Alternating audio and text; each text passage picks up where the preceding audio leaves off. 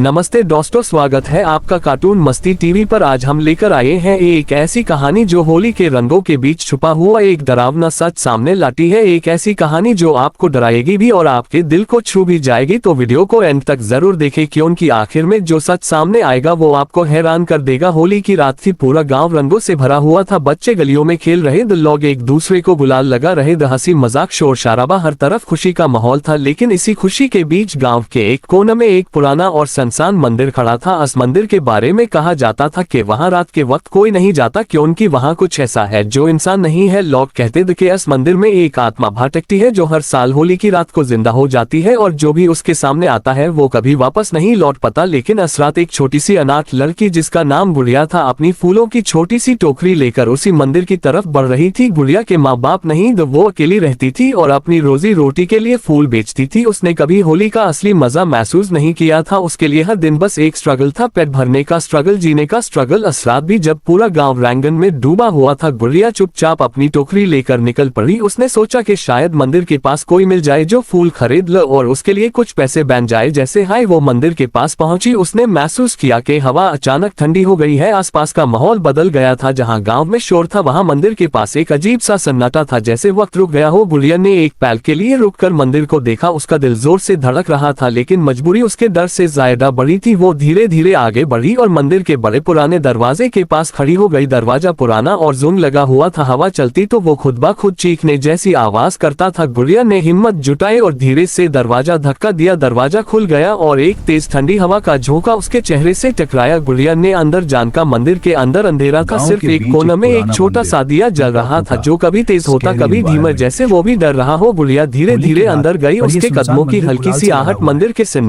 में गूंज रही थी। उसने आसपास देखा, पुरानी टूट चुकी मूर्तियां जमीन पर बिखरी हुई थी, दीवारों पर पुरानी दरार थी और हवा में एक अजीब सी ठंडक थी जैसे कोई उससे देख रहा हो। गुड़िया ने अपनी टोकरी को जोर से पकड़ लिया और आगे बढ़ने लगी। तभी अचानक उसने देखा कि दिया झील मिलकर रहा है और फिर एकदम से बुझ गया। अब पूरा मंदिर गहरे अंधेरे में डूब गया। गुड़िया का दिल जोर जोर से धड़कने लगा। उसने डर के मारे अपनी आंखें बंद कर ली लेकिन फिर उसने महसूस किया कि वो अकेली नहीं है। यूं किसी के चलने की आहट सुनाई दी, धीरे धीरे कदम बढ़ने की आवाज, जैसे कोई उसकी तरफ आ रहा हो। गुड़िया ने हिम्मत करके आंखें खोली और पीछे मड़कर देखा लेकिन वहां कोई नहीं था। उसने सोचा शायद उसका वहम है, लेकिन तभी एक ठंडी हवा का झोंका उसके पास से गुजरा और उसकी रीढ़ की हड्डी तक सर्दी पहुंच गई। तभी उसने मंदिर के एक कोना में एक हल्का सा सफेद साया देखा जो धीरे धीरे हिल रहा था। गुड़िया की सांसें तेज हो गई। उसने पीछे हटने की कोशिश की लेकिन उसके पैर जैसे जमीन से चिपक गए थे। उसके हाथ से फूल गिर गए और जमीन पर बिखर गए जैसे हाय फूल जमीन पर गिरे। मंदिर के घंटे अपने आप जोर जोर से बजने लगे। आवाज इतनी तेज थी कि गुड़िया ने अपने कान बंद कर लिए। उसकी आंखों से आंसू निकलने लगे। तभी उसने महसूस किया कि किसी ने उसके कंधे पर हाथ रखा। वो हाथ बर्फ जैसा ठंडा था। गुड़िया का जिस्म कांप उठा। उसने धीरे से मड़कर देखा और उसके सामने जो था उससे देख